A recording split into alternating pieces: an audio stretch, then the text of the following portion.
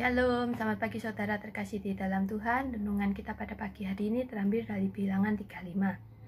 Dari 48 kota yang diberikan oleh suku bangsa Israel kepada suku bangsa Lewi untuk didiami, 6 diantaranya ditetapkan Tuhan sebagai kota perlindungan.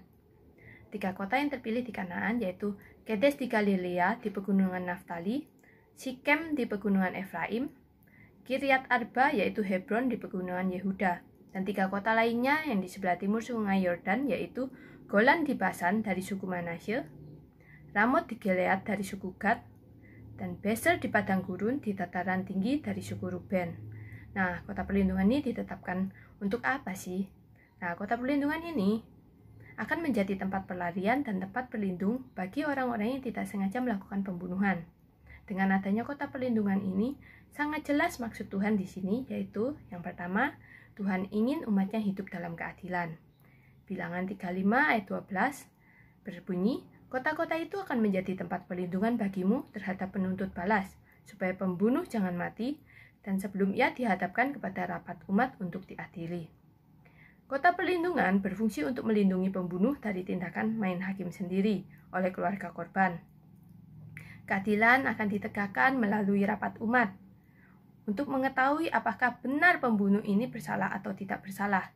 Dan jika memang pada akhirnya diketahui pembunuh itu benar bersalah, maka ia harus dihukum mati.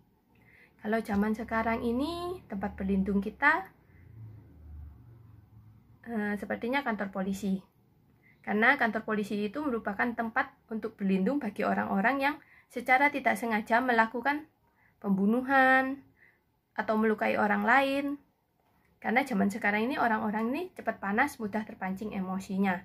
Karena itu diperlukan kantor polisi menjadi tempat perlindungan untuk sementara untuk orang-orang ini sampai pengadilan memutuskan bersalah atau tidaknya.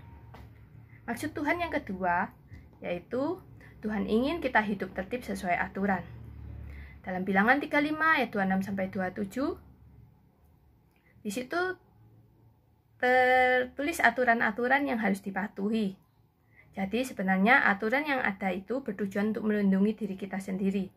Jika kita mengikuti hawa nafsu dan akhirnya melanggar aturan tersebut, maka ada konsekuensi yang harus ditanggung. Kalau zaman sekarang ini misalnya di tol. Terkadang kita sebagai manusia, apalagi berjiwa muda ya, suka pamer ke pacar, ke teman-teman. Oh saya ini loh hebat, nyetirnya ngebut sampai melebihi batas maksimum yang diperbolehkan. Akhirnya apa? Nabrak. Kalau sudah nabrak, nyalahin yang ditabrak. Nabrak itu konsekuensi. Konsekuensi karena kita tidak mematuhi aturan yang sudah ada. Kan aturannya kalau di jalan tol maksimal batas kecepatan sekian. Tapi karena suka pamer, ngebut, sengebut-ngebutnya. Karena itu Tuhan ingin kita hidup tertib sesuai dengan aturan, dengan aturan-aturan yang sudah ada. Yang ketiga, Tuhan ingin umatnya hidup dalam kekudusan dan kebenaran. Tuhan ingin kita hidup sesuai dengan firman Tuhan, tidak menajiskan diri dengan sesuatu perbuatan yang membuat kita berdosa di hadapan Tuhan. Semua yang tertulis di hukum Taurat, patuhilah itu dan perbanyak waktu untuk bersekutu dengan Tuhan, agar kita bisa melindungi diri kita dari perbuatan-perbuatan yang tidak menyenangkan hati Tuhan. Dan ingatlah selalu akan ayat ini, 1 Petrus 1 ayat 16. Sebab ada tertulis, kuduslah kamu sebab aku kudus. Demikianlah firman Tuhan pada pagi hari ini. Selamat beraktivitas kembali, Tuhan memberkati. Selamat pagi.